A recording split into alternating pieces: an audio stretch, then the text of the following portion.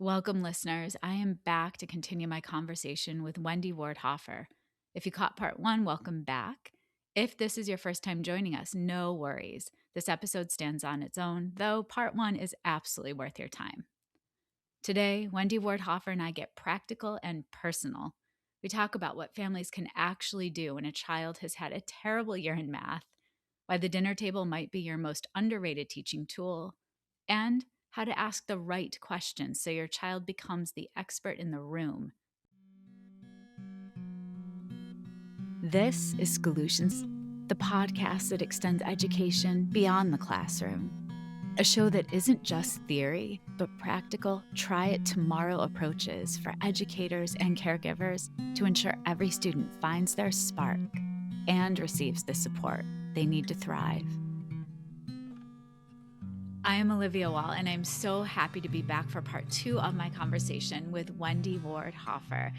Wendy, our conversation is focusing primarily on your newly released book. I have it right here.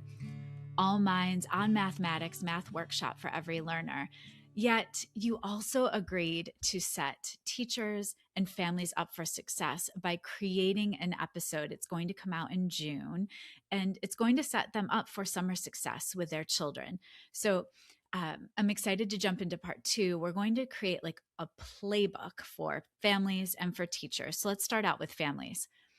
I am a parent and I have a child that had a horrible year. Not really, but I'm if so I sorry. am, if I am a parent and I have a child who just had a horrible year as a mathematician, where do I start picking up the pieces for my kid?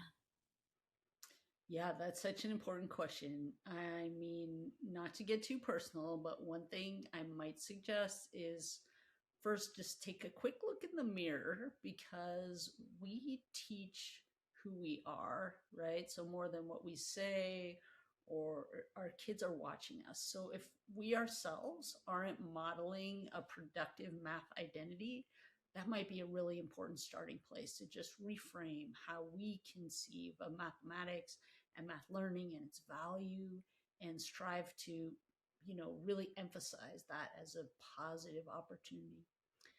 Then when it comes to the child, I think it's about re-engaging the student with a healthy perspective on math.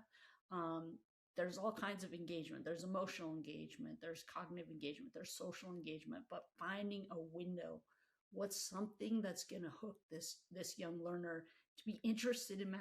Maybe it's a baking project, maybe it's some sports statistics, maybe it's a trip to the grocery store or saving for an item that they really want. But not even using the word math, but just get some numbers into their life in a positive association and see what you can build from there.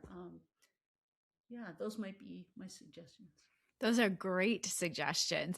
I also know if I am going to take a risk, try something new that's out of my comfort zone, I don't need to feel 100% safe because there's no safety when you're trying something and you don't know what is going to happen.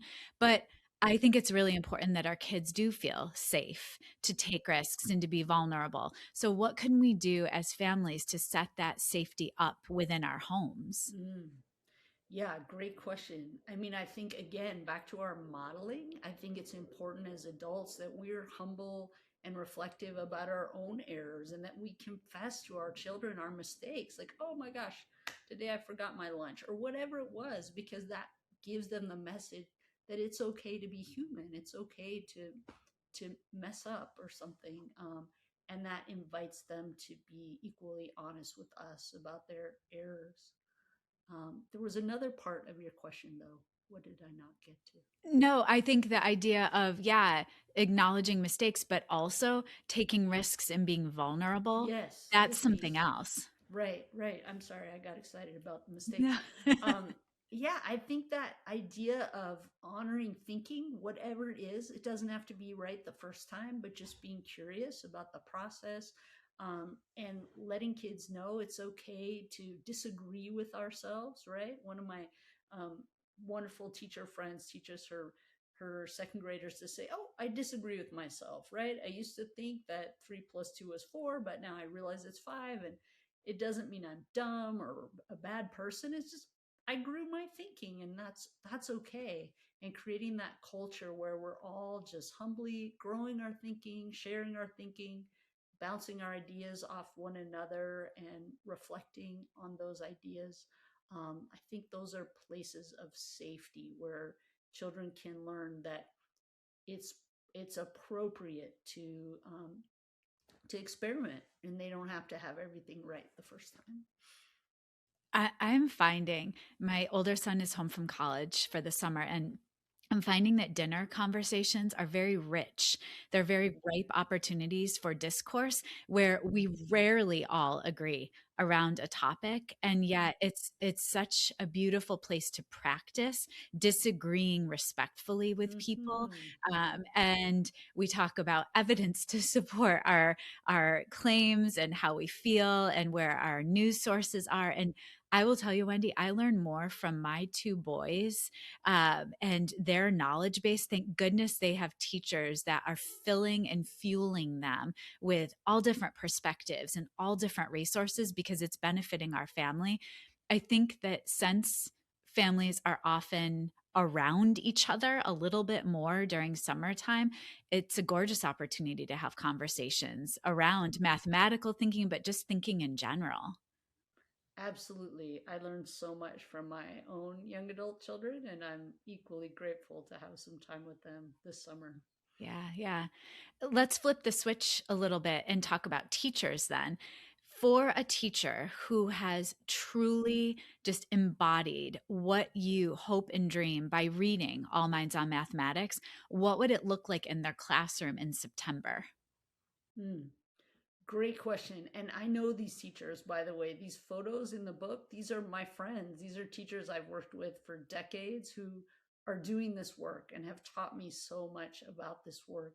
And what I know is that in September, they're very gentle with themselves, realizing that students may not be coming in from a culture of thinking or a place of safety, and that that's something they need to build is a community where students can share their ideas and be respected, and as you described, respectfully disagree with one another, and where everyone is in, right? There's no hiding place. You can't sort of silently wait it out and let someone else tell you the answer or the approach, but that everyone needs to participate in that important exercise of thinking. Yeah. I love to ask authors what their vision is for how we read their books because I know I love every word that I am working on as a writer. And so, thinking of just looking at certain parts, it just doesn't do a book justice. What would you envision for us reading All Minds on Mathematics over the summer if I'm a parent, if I'm a teacher? I would envision a straw hat and a tall glass of lemonade and some sunscreen. But also, as you read, I really invite folks to slow down. I put a lot of reflection questions throughout the book and at the end of each chapter. And what we know about learning is we really need to rumble with ideas for them to stick. So I would just invite a reader to maybe keep a journal and spend some time thinking about each of those questions, and or find a colleague with whom they might discuss those topics as they read through and really think about the so what for their own practice and their own classroom starting in the fall. Yeah, well said. Well said. I want to talk about the idea of bridging the gap that can sometimes happen between families and school. And I will say, I have said these words to my own children. Did not learn math this way. I am not a math person. I don't know how to do this. Those words have fallen from my mouth, embarrassingly. What could families say differently that would not put a negative spin on math in general? Mm-hmm. Yeah, this is so common, and we've all done it. And in fact, the story goes way back when my dad was 11. Apparently, he came home from school with his math, and his dad said to him, and this was like back in the 40s, "Up, you're on your own there," because again, he hadn't learned it in that way. Right. So this is a common challenge. I think, though, when we say those things, I don't get it, or I didn't learn it that way. Um, it kind of separates us from the child and separates us from the experience as a resource to them. And so instead, I think we can just get curious. Like, wow, tell me more. What does this mean? How does this work? Can you show me in another way? Let the child be the expert and let them explain their thinking and what they're learning in the classroom. And ideally, through that process, we as adults should make sense of it. It should make sense. And if it's not making sense yet, we can ask more questions. Can you build it for me? Can you draw it for me? Can you show me what that means, or how that fits together for you? Because the goal is that it should be reasonable, right? It should be meaningful and logical. It shouldn't be just a total abstraction. One of my favorite things about you as a writer, you also craft blog posts as well that are up on PEBC. And so I believe you have a blog post that spoke directly to this. Yes, I think it's called something like "Why Doesn't Yours Look Like Mine?" so so perfect. So I will make a link to tuck, or I will make sure to tuck a link for that blog in the show notes as well. I'm also thinking of, if I am a caregiver who the child is explaining the math, I'm asking all the perfect questions that you just offered, and yet I still have no idea what they're Mm-hmm. talking about. What is the best way for me to support my child as a mathematician then? Yeah, great question. That it might be time to do a little more research in that case.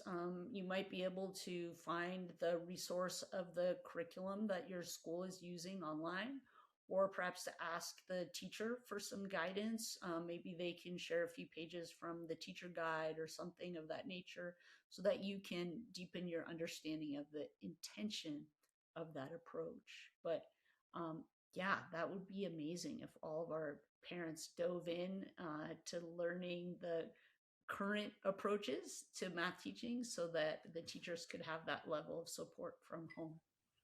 Just thinking of that, the approach and the shift, how would you explain that difference to someone that maybe has older children and doesn't understand necessarily how the difference, or where the difference is grounded? This is a big question, Livy. This is a big question. I think the current goal of math curricula has a lot to do with con- contextualizing math and also building conceptual understanding. I don't know about you, but when I was in school, I learned a lot of things like copy dot flop. And that's how we divided fractions. And we didn't know why it worked or how it worked. We just knew that was the algorithm. Mhm. But these days, curricula are slowing down to present a variety of models and really support the students' understanding of the ideas.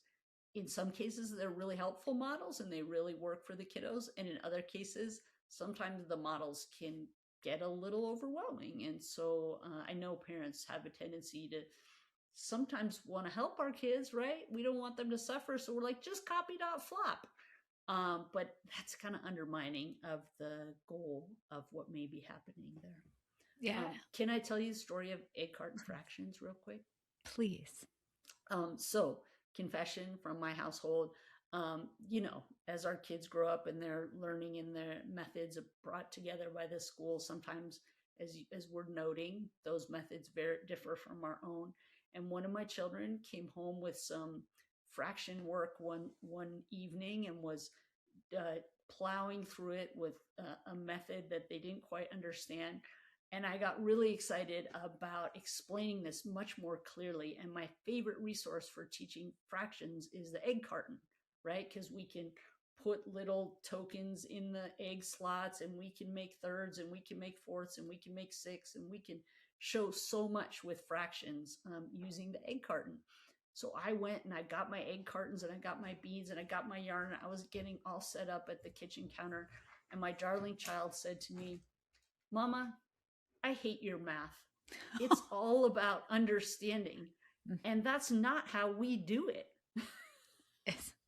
That says volumes. That says volumes. Yeah, Oh we gosh. got through it. But yeah, there's a lot of conflicting voices and messages about how math should be taught. And people ask me which curriculum and etc. And I don't think it's about the curriculum.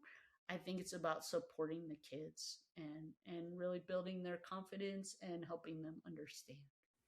It's understanding the why. Hmm. So many of us have just gone through education of having to have an answer or memorize facts, and rarely are we asked, sadly, this is where I think education is going. We are asking children to understand why behind all different perspectives, to be compassionate and empathetic.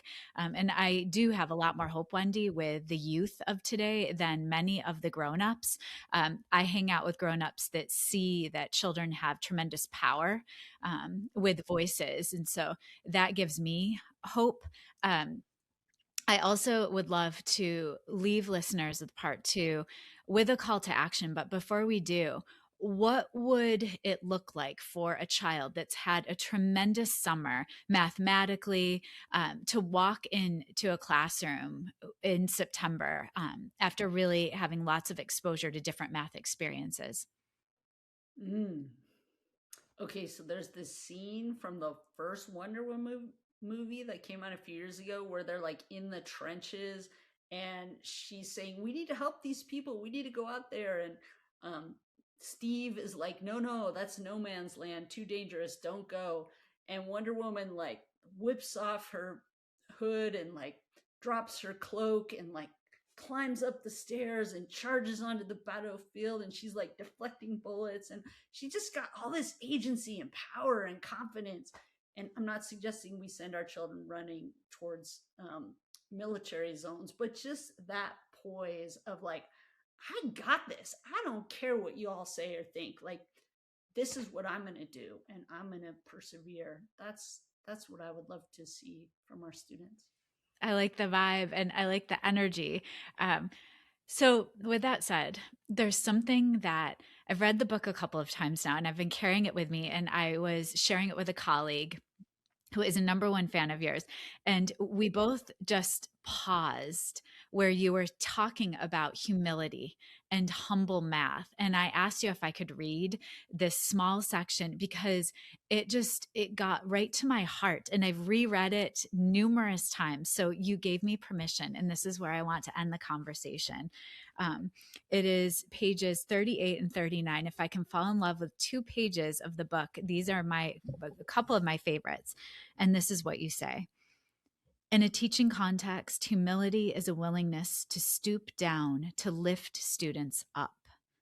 We humbly crouch to understand another's perspective, set aside our own ideas as we listen to and consider the thinking of others, relinquish the need for perfection or completion in favor of the ongoing evolution of understanding. Wendy, so beautifully said.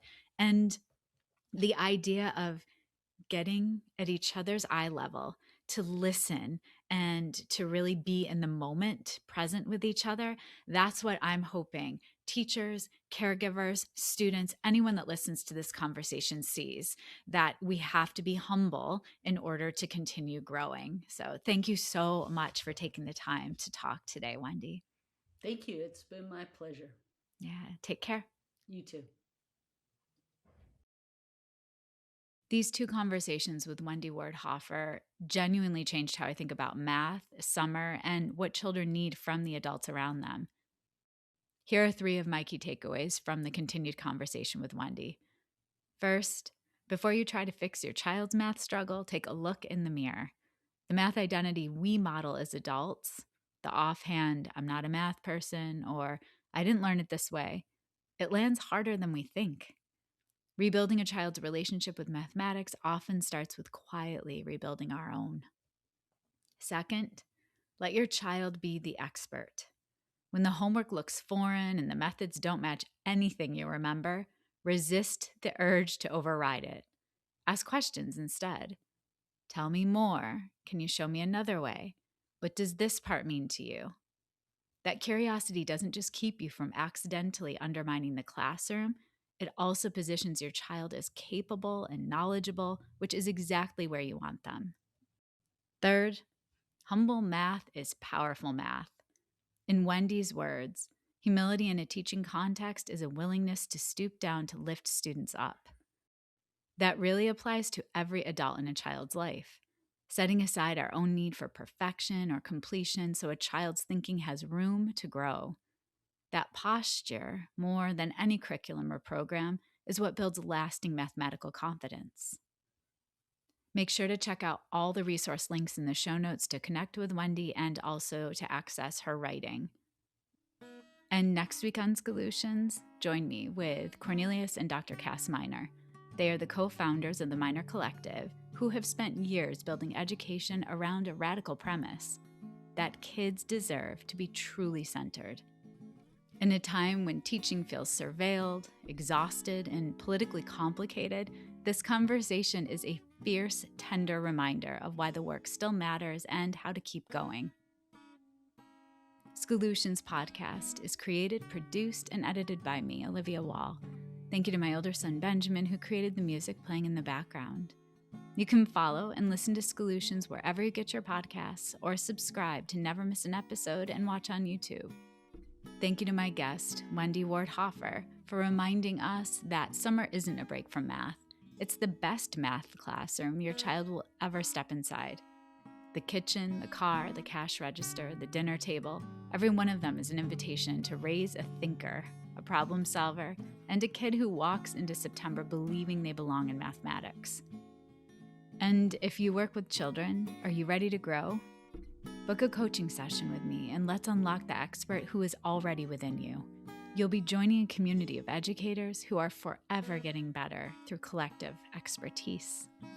Make sure to tune in every Monday and Friday for part 1 and part 2 of my guest conversations with the best evidence-based, classroom-ready strategies that you can apply right away to better the lives of the children in your care. Your 60-second bite-sized piece of learning from our conversation will be waiting for you on Wednesdays to share. Take care, and thank you for forever getting better with me. See you next week.